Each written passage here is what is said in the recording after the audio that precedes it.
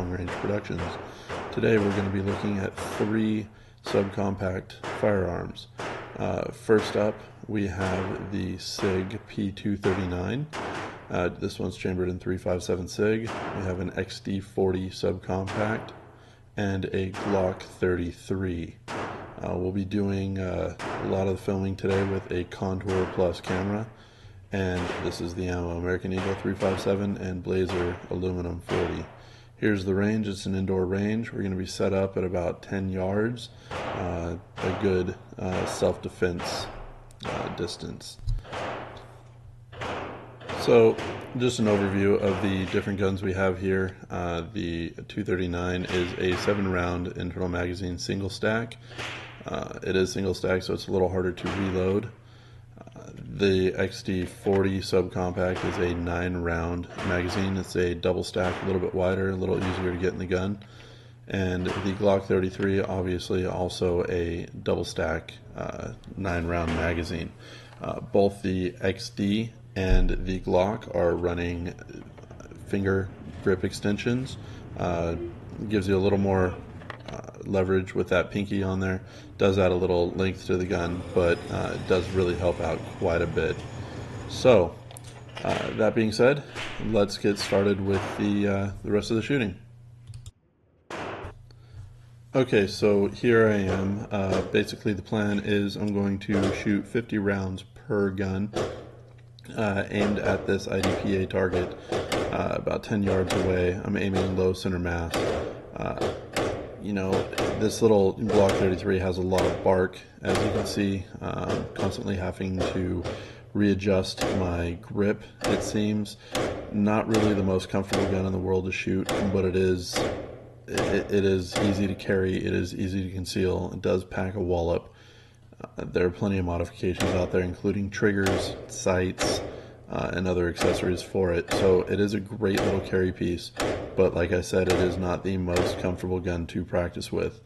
Accuracy with this gun was good. I was aiming low center mass. The target was hung fairly high.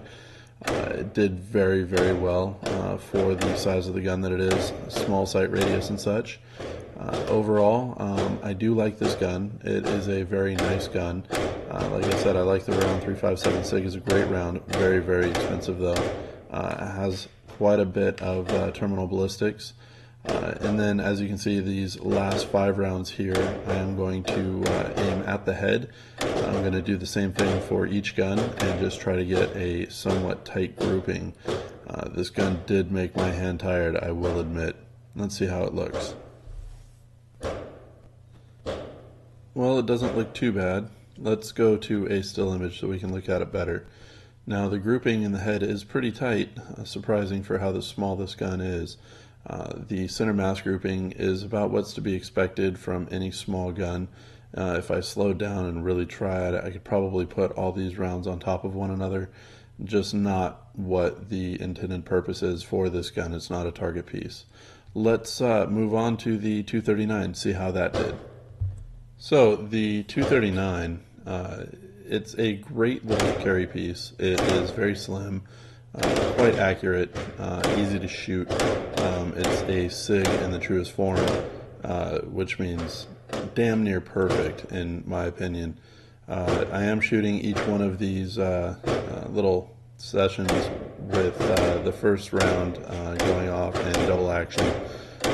You know, just as it would be carried in a waistband holster or ankle holster, wherever. The 239 has a little more heft to it, and it's a little larger overall than the Glock. The grip itself is a little bit longer, makes it a lot easier to hold on to. So the recoil isn't quite as bad as with the Glock 33, even though it is the same round. Now, one thing I do notice with this gun though, which is a little bit of a drawback for me, I don't know if you're noticing, but the slide doesn't lock back when I'm shooting it. Now, that's no fault to the magazine and no fault to the gun.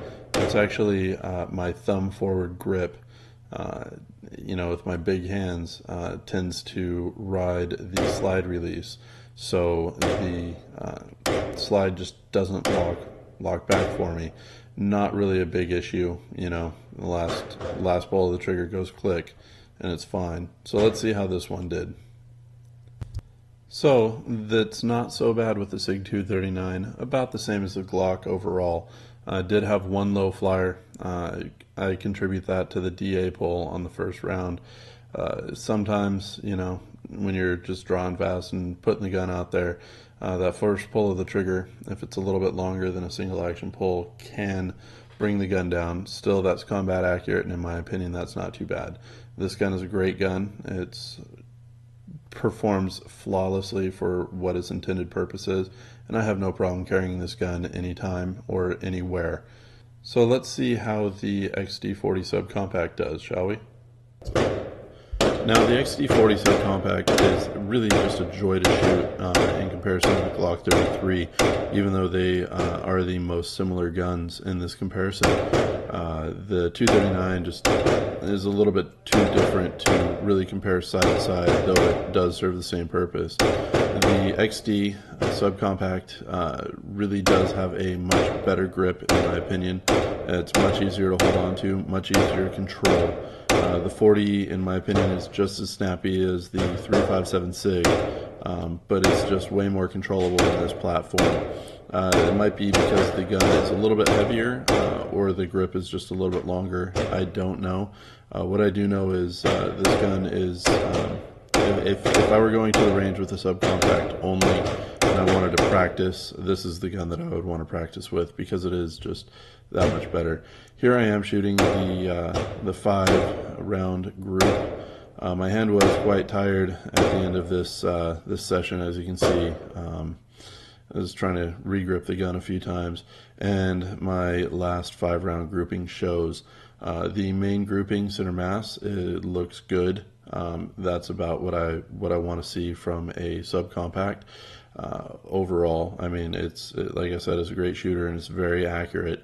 The 5-round group at the end, my hand, I think, was just a little too tired, because I've pulled off much better groups with this gun before, but it is a little spread out and a little low. Like I said, my hand was tired. Not making too many excuses, though. These guns are a little hard to keep on target sometimes. Anyways, overall, very good performers with all three.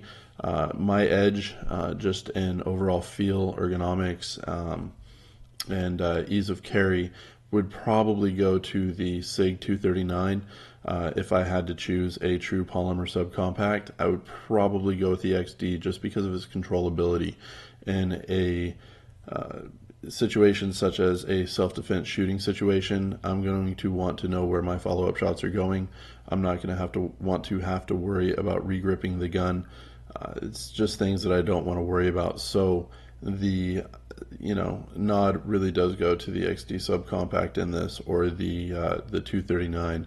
Now, if the Glock was a 9mm, it might be a different story. It might be a little easier to control and hold on to, but in this case, it's just not. Well, thank you for joining me, and we will see you again next time on Long Range Productions.